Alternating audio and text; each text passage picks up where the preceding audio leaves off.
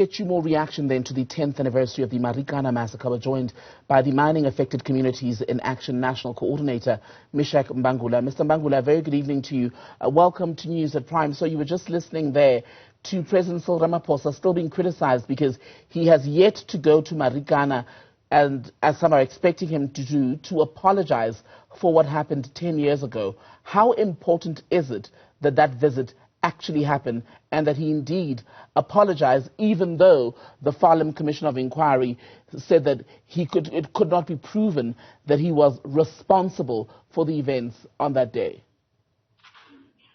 You see, if you are guilty, thank you for having me.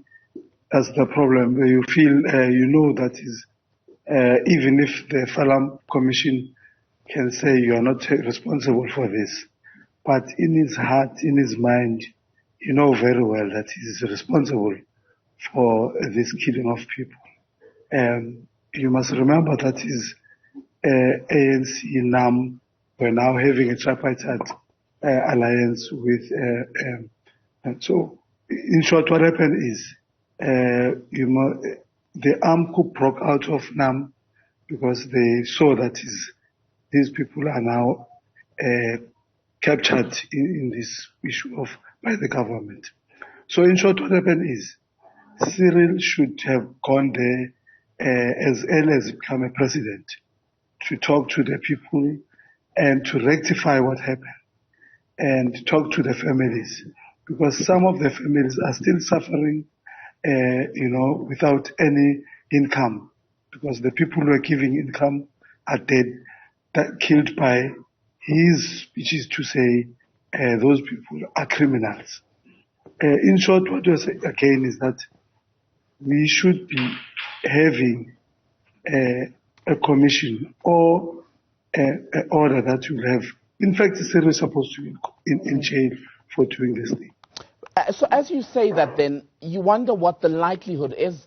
Is there that the visit could actually happen when you consider that as recently as last month, a High Court was still dealing with an attempt to legally link the president as someone who was a non-executive director at Lonmin and have him named as having been responsible because he'd sent an email at the time referring to concomitant action. So all of those legal battles and attempts to have him face some court proceedings as a result, that's likely to keep him away. Do you agree? Exactly. You see, what happened is with these guys having the capital, capital power, they always manipulate the situation. They will manipulate the court. They will manipulate the political parties, even the president. Like Matunjwa indicate president, it's because they are the people who are manipulating the situation. The president is just having a political power and he is being told what to do. And if you're not doing that, we can de-invest in this country. So we are being ruled by the very same multinational companies until we, yes. Let's talk about that, because you marched on that very issue today. You had a demonstration outside Parliament in Cape Town. Speak to us about what it is that you're demanding and why you believe Parliament was the right destination for the march.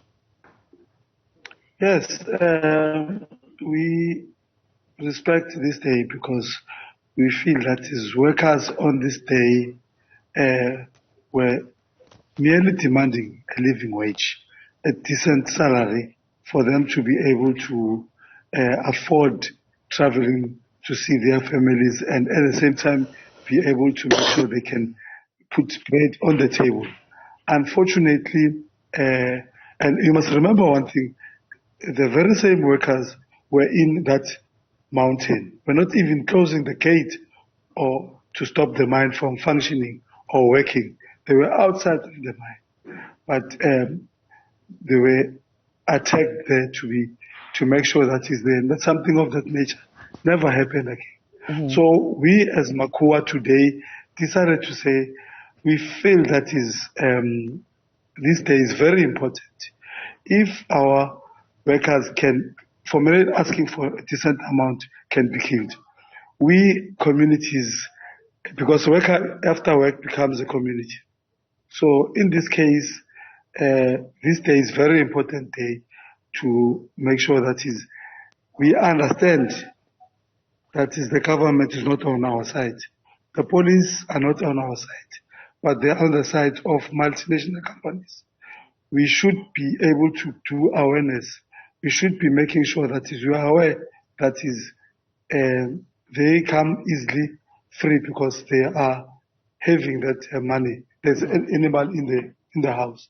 So we went there because mining don't really consult us.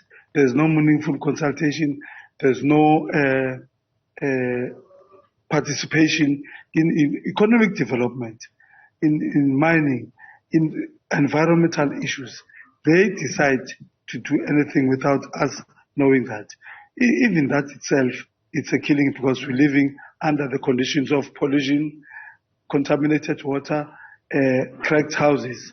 All these things are affecting us. So from what I'm hearing you, sir, pardon me, what you're saying is that while we're talking today about the anniversary of what happened in Marikana, many communities where mining is taking place or has taken place face a broader struggle from environmental issues to socio-economic as well. Exactly, because mining don't really recognize communities. They do as they want. And the TMRE is not monitoring or regulating to make sure that its mining comply with the laws of environment and socio-economic. Communities are not benefiting anything from these mines. So mining is a formula for disaster for communities. When you go to a mining area, you really will feel the poverty. You will see inequality, poverty, and starvation. These people are just here to loot minerals and take them away and leave us with it. That's why you find that they don't even rehabilitate. And it's very difficult for TMR to regulate or monitor these things because they are being corrupted themselves. They can't say anything because they are part of the problem. That's why we as communities, we went there to chain ourselves to civil obedience because we are saying enough is enough of this government who are failing to honor the communities that are affected by mining. We're saying we need a platform where we can hold them accountable for what they're doing to the communities. We have what we call social labor plans. They are not complying to those social labor plans. And a lot of money is being lost by the communities. And it's time where as communities and workers take over and do our things because nobody is really fighting for us. So we believe the government should have honored long time the 6th of August to make it an holiday. But because they are being ruled, because they are being manipulated by the very same multinational companies, they can't even do anything to say we respect what happened in this day.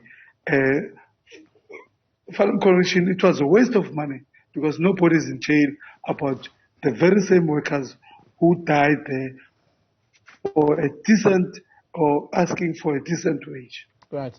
Meshack Mbangula, good to speak to you, sir. Thank you very much. Meshack is with the Mining Affected Communities United in Action organization that held a march today, a picket outside Parliament to mark 10 years since the Marikana massacre. Still to come.